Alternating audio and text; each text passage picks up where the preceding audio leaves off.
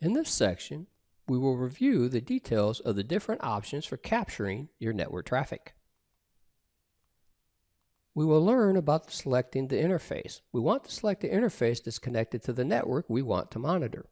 With the latest version of Wireshark, we can select more than one interface at a time.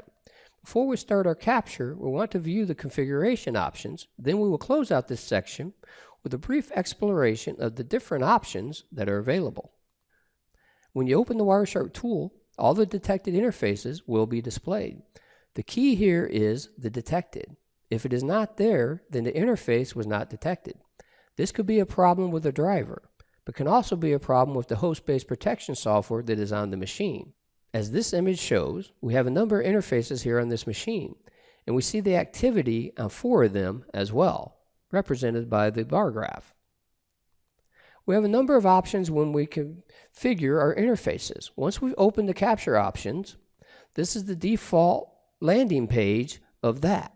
Once you load on this default landing page, you can see in the image we have the interfaces listed, as well as a box down here for promiscuous mode, which means the address filtering for the MAC address is turned off.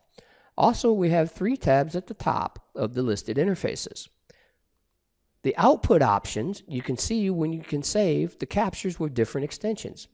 This extension of PCAP is if you want to review files with other tools like TCP dump or the older style of protocol analysis tools, or even the intrusion detection tool Snort, which will read PCAP files. With these options, we can set the file size, and when that is reached, we will automatically create a new file. This is good for doing monitoring for sites where you're going to maybe try to detect 24 hours a day, 7 days a week intrusions. This will automatically create a file every time it reaches that size. So you will have an actual history over that time. We even have more options. Here we can select a number of different thresholds, but what we want to focus on is the fact that we can resolve the network names. As you can see here, we have these name resolution options, and each one of these can change the information that is displayed in our capture. In this section, we've explored the selection of the interface.